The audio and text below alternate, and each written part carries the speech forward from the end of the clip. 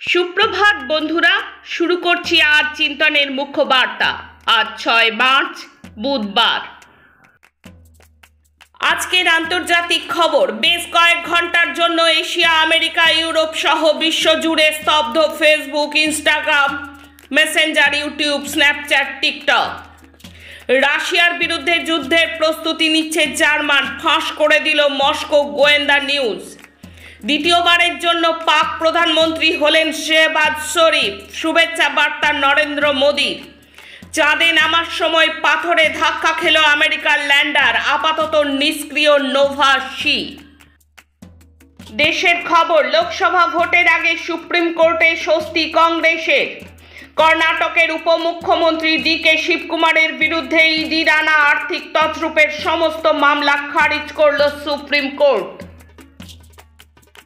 মণিপুর নিয়ে অবশেষে মুখ খুললেন মুখ্যমন্ত্রী বীরেন। জানালেন 10 মাসের গোষ্ঠী হিংসায় মণিপুরে নিহত 221, জখম 1555, বাড়ি পুড়েছে 1000-এর বেশি।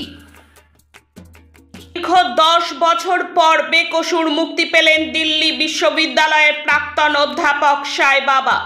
সামাজিক অবিচার দূর করতে জাত গণনা জরুরি, মধ্যপ্রদেশের রাহুল। সরকারি অনুষ্ঠান মঞ্চে আবার লাগাম ছাড়া ঘৃণা ভাষণ দিলেন বিজেপি শাসিত আসামের মুখ্যমন্ত্রী হেমন্ত বিশ্ব শর্মা। এখন রাজ্যের খবর। তৃণমূল নেতা শাহজাহানকে নিয়ে নাটক অব্যাহত। শাহজাহানকে নিয়ে সিবিআইয়ের হাতে দিতে নির্দেশ দিল আদালত। সুপ্রিম মামলার অজুহাতে সেই নির্দেশ মানল না রাজ্য সিআইডি। শাহজাহানের 12.78 কোটি টাকার সম্পত্তি বাজেয়াপ্ত করল ইডি। কাল থেকেই গঙ্গার তলা দিয়ে ছুটবে ইস্ট ওয়েস্ট মেট্রো। আজ উদ্বোধন করবেন প্রধানমন্ত্রী নরেন্দ্র মোদী। বিজেপিতে বিচারপতি অভিজিৎ গাঙ্গুলি। নারদাকাণ্ডে শুভেন্দুকে দিলেন ক্লিন চিট। বিজেপি প্রশ্নে মেজাজ হারালেন সদ্য প্রাক্তন বিচারপতি গাঙ্গুলি। এখন খেলার খবর। ইংলিশ প্রিমিয়ার লিগ জয়ের লড়াই এখন 3 দলের মধ্যে। 63 পয়েন্ট নিয়ে শীর্ষে লিভারপুল। দ্বিতীয় স্থানে থাকা ম্যানচেস্টার সিটির 62 পয়েন্ট। সোমবার রাতে 6 গোলে জিতে আর্সেনাল 3 নম্বরে রয়েছে 61 পয়েন্ট নিয়ে। 3টি দলই খেলেছে 27টি করে ম্যাচ। এখনো 11টি ম্যাচ বাকি।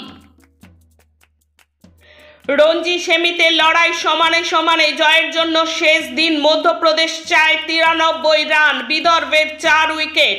পঞ্চম দিনের সরাসরি ম্যাচ জেতার সুযোগ রয়েছে 2 দলের কাছেই। জয়ের জন্য মধ্যপ্রদেশের চায় 93 রান, বিদর্ভের চায় 4 উইকেট। ফলে ম্যাচ ড্র হওয়ার কোনো সম্ভাবনা নেই। নমস্কার।